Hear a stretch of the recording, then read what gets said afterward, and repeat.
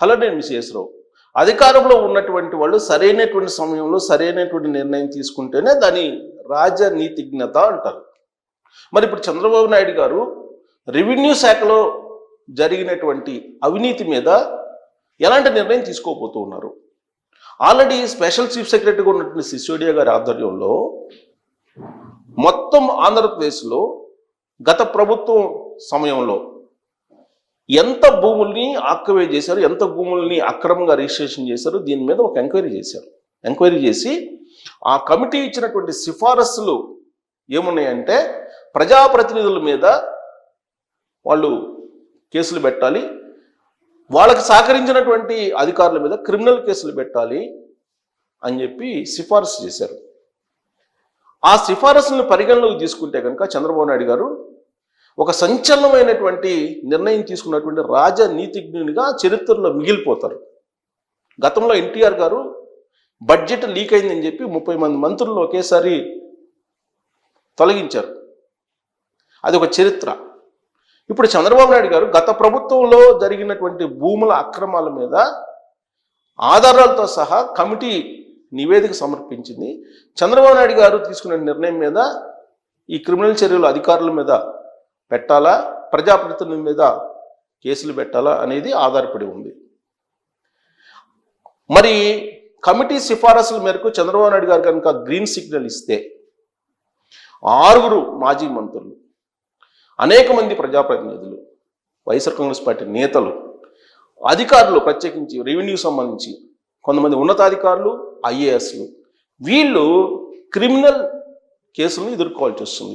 మరి ఆ సాహసం చంద్రబాబు నాయుడు గారు చేస్తారా? చెయ్యాలి. ఒకవేళ చెయ్యకపోతే ఈ అవినీతికి అంతే ఉండదు.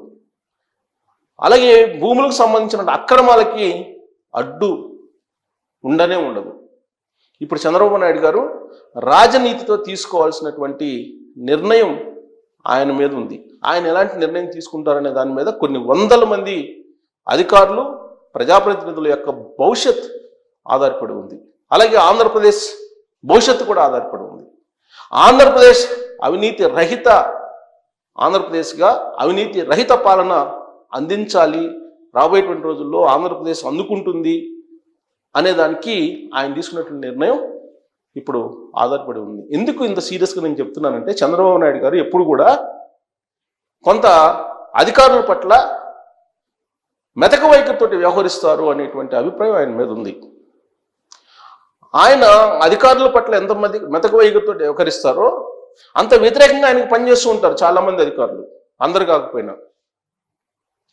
సో అధికారులు పక్కాగా ఆధారాలతో సహా అక్రమాలు చేస్తూ దొరికిపోయారు కొంతమంది. వాళ్ళ మీద చర్యలు తీసుకోమని చెప్పి సిసోడియా కమిటీ సిఫారసులు చేస్తోంది.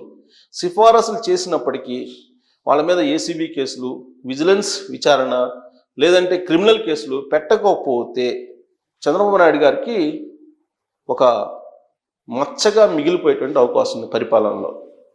సో అందుకే ఆయన సరైన సమయంలో సరైన నిర్ణయం తీసుకుంటారు అనేటువంటి ఒక అభిప్రాయం, ఒక విశ్వాసం ప్రజలకి ఉంది, ఆంధ్రప్రదేశ్ ప్రజలకి. రాష్ట్ర వ్యాప్తంగా 4 లక్షల ఎకరాలకు పైగా మిస్ అయిందని చెప్పి ప్రచారం జరిగింది. తెలుగుదేశం పార్టీకి సంబంధించినటువంటి లీడర్లే చెప్పారు, చంద్రబాబు నాయుడు గారు స్వయంగా చెప్పారు. మరి రెవెన్యూ శాఖలో 2 డిజిట్స్కి దాటిపోయింది అవినీతి అని చెప్పి చంద్రబాబు నాయుడు గారే చెప్పారు. మరి అలాంటి విభాగం అవసరమా? అలాంటి విభాగంలో సంస్కరణలు తీసుకోవాల్సిన అవసరం ఉంది కదా. అసలు ఆ శాఖనే రద్దు చేసి సంస్కరణలు చేపట్టాలి కదా. ఈవెన్ తెలంగాణ ముఖ్యమంత్రిగా ఉన్నప్పుడు కేసీఆర్ గారు వీఆర్ఓల్ని తీసేశారు, వీఆర్ఓ వ్యవస్థనే తీసేశారు. అలాంటి నిర్ణయం తీసుకోకపోయినప్పటికీ రెవెన్యూ శాఖలో సంస్కరణలు తీసుకురావాలి. ఎన్టీ రామారావు గారు ఏ విధంగా అయితే పటేల్ పట్వారీ వ్యవస్థను రద్దు చేశారో, మండల వ్యవస్థను తీసుకొచ్చి ప్రజలకు పాలన దగ్గర చేశారో, అలాంటి సంస్కరణల దిశగా రెవెన్యూ శాఖను ప్రక్షాళన చేయాల్సిన అవసరం ఉంది. రెవెన్యూ శాఖలో జరుగుతున్నటువంటి అవినీతి మరే శాఖలో ఉండదు. అన్ని శాఖల్లో ఉంటుంది, కానీ అత్యధికంగా సింహభాగం అవినీతి రెవెన్యూ శాఖలో జరుగుతుంది. ఎందుకనంటే మనం ఈ డేటాను కనుక చూస్తే ఎంత అవినీతి జరిగింది ఆ శాఖలు అనేది చెప్పొచ్చు. మొత్తం ఆంధ్రప్రదేశ్లో 2019 నుంచి 2024 మధ్యలో ప్రీహోల్డ్ చేసినటువంటి భూములు ఎంతో తెలుసా? ప్రీహోల్డ్ భూములు 13,59,000 ఎకరాలు. 13,59,000 ఎకరాలు ప్రీ హోల్డ్ చేశారు.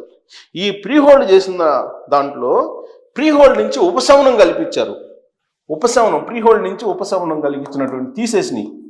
ఉపశమనం అంటే లేదా తొలగింపు అనుకోండి. తొలగింపు ప్రీ హోల్డ్ నుంచి తొలగింపు చేసినటువంటి భూములు ఎన్నో తెలుసా? 5,74,000 ఎకరాలు. 5,74,000 ఎకరాలను ప్రీ హోల్డ్ చేశారు. ప్రీ హోల్డ్ చేసి ఇష్టానుసారంగా వాళ్ళు రిజిస్ట్రేషన్ చేయించుకుని అక్రమాలకు పాల్పడ్డారు. దీంట్లో ప్రీ హోల్డ్ చేసి రిజిస్ట్రేషన్ చేసుకున్నటువంటి భూములు, రిజిస్ట్రేషన్ చేయించుకున్నటువంటి భూములు రిజిస్ట్రేషన్ చేశారు. దీంట్లో ఎంత? 25,000 ఎకరాలు రిజిస్ట్రేషన్ చేశారు. 25,000 ఎకరాలు రిజిస్ట్రేషన్ చేయించుకున్నారు. దీంట్లో అక్రమంగా చేసినవి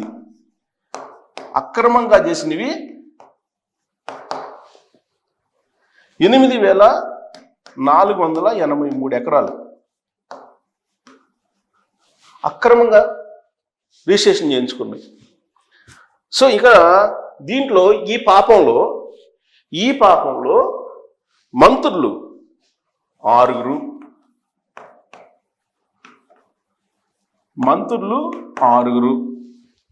ఇక ప్రజాప్రతినిధులు అంటే వాళ్ళు ఎమ్మెల్యేలు కావచ్చు, ఎమ్మెల్సీలు కావచ్చు, లేదంటే ఇంకా లోకల్ లీడర్స్ కావచ్చు, ఎవరైతే ప్రజాప్రతినిధులు వచ్చేసి 42 మంది ఇన్వాల్వ్ ఉన్నారు. దీంట్లో 42 మంది ప్రజాప్రతినిధులు ఉన్నారు. ఇక నేతలు అన్ని చిన్న నేతలు, గ్రామ స్థాయి, మండల స్థాయి నేతలు ఉంటారు కదా, వీళ్ళు ఎంపీటీసీలు, జడ్పీటీసీలు ఇలాంటి వాళ్ళు నేతలు వచ్చేసి 120 మంది ఇన్వాల్వ్ అయినారు. 120 మంది ఇన్వాల్వ్ అయినారు. ఇక డిప్యూటీ కలెక్టర్లు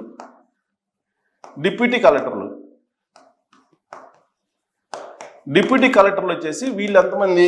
డిప్యూటీ కలెక్టర్లు 22 మంది ఇన్వాల్వ్ అయినారు. ఎంఆర్ఓలు 48 మంది ఇన్వాల్వ్ అయినారు. సో వీళ్ళ మీద చర్యలు తీసుకుంటారా లేదనేది చంద్రబాబు నాయుడు గారి మీద ఆధారపడి ఉంది. మంత్రులు 6, మాజీ మంత్రులు అనమాట, గత ప్రభుత్వం తాలూకు మంత్రులు. ప్రజాప్రతినిధులు అంటే ఎమ్మెల్యేలు కానీ ఎమ్మెల్సీకి 42 మంది ఉన్నారు. నేతలు 120 మంది. నేతలు అంటే జడ్పీటీసీలు, ఎంపీటీసీలు ఇలాంటి వాళ్ళు అనమాట.